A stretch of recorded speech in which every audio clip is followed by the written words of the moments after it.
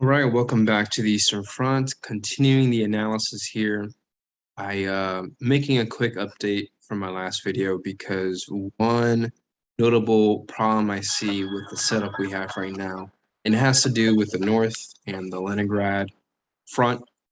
Last turn, if y'all remember, I transferred the 13th Army from an original starting position near Smolensk, and I moved it all the way around, double rail move to Volkov, and that's a good move and all, but I'm seeing a big problem, which is that it actually does a great job at reinforcing the sector near Leningrad, but it does nothing to fix the vulnerability we have further east with the situation at Bolog, where basically, if the German army does break through at Bolog for whatever reason, which is quite likely, given that they already know the Soviets have a level 2 mechanized corps there, if they're able to break through and push north and contest this rail through Tikhvin, the entire Leningrad front will be out of supplies, all but one army in Leningrad itself.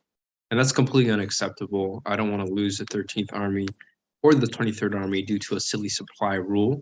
I wish I caught that in the last video, but I didn't. So I'm actually making an exception here and going to allow the Soviets to redo their turn, do some edits. I'm still trying to get a hang of playing as the Soviet side. I think the Soviet faction is hard to play as. You really have to maximize using terrain to your advantage, especially in 1941, especially against the Soviet or against the German army with all of their advantages. So I'm going to redo this turn and make a few modifications. I think for starters, we're going to return the 13th Army back to its original position, and we're just going to leave it there for now because I have, I think, another plan. We're going to activate the Baltic HQ, actually. And what I'm going to do is move the Leningrad front a little bit further east, probably right here. Pull back the 23rd Army, believe it or not, and actually move it to the former location of the Leningrad front. And then we're going to deploy Baltic HQ. Actually, right before I do that, last deployment, we're going to move the 6th Army right here. And then as the last move, we'll then move the Baltic HQ to Tikhvin. This way, we're creating a double layer defense towards Leningrad, which is really, I think, really nice to see. And what we're going to do instead is rather than move the 13th Army, as much as I want to move the 13th Army, I think I'm actually going to move the 13th Army over here. And what we're going to do now is move the 24th Army by rail 1, 2, 4, 5, 6, 7, 8, 9, 10, 11, 12 to Leningrad. And now we have Leningrad fully fortified against whatever the German army throws at us. And on top of that, we have two armies that have a relatively high chance of survivability, given that they're in such a good defensive position. And we have two HQs that are in one piece. I like this setup a lot more.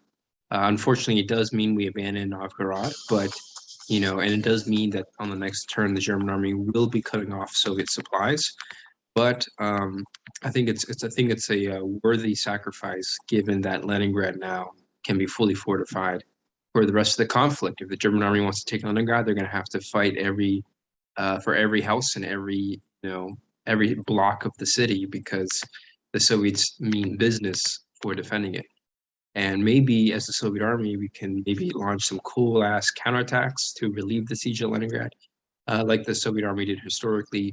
We will wait and see. But for now, I think the setup is a lot more effective than what we had before. There's one last thing to do, which is going to be a pursuit fire from Novgorod, and the German army is quite powerful. We'll start with the panzers. They score half a hit, and the infantry, they score another hit. So unfortunately, we do take a hit in the withdrawal, but it's nice because our forces have pulled back so well, which really just means that kind of as the last move, I have an extra. I have an extra 2-level combat value, which I would want to reinforce somewhere, but frankly don't see a good place to put the reinforcement. I think all the other positions seem to be pretty well reinforced as it is. And yeah, that 4th army needs to be built up as well. So yeah, I think we're going to leave it at that. It's a pretty good move. Unfortunately, this is a level 2, but it's better than a level one. So I think this is pretty good, and we're gonna pretty much stop here with the Soviets. So just a quick edit there. I'm gonna end the video here, and then we'll switch to the German side and really get things going for the month of September.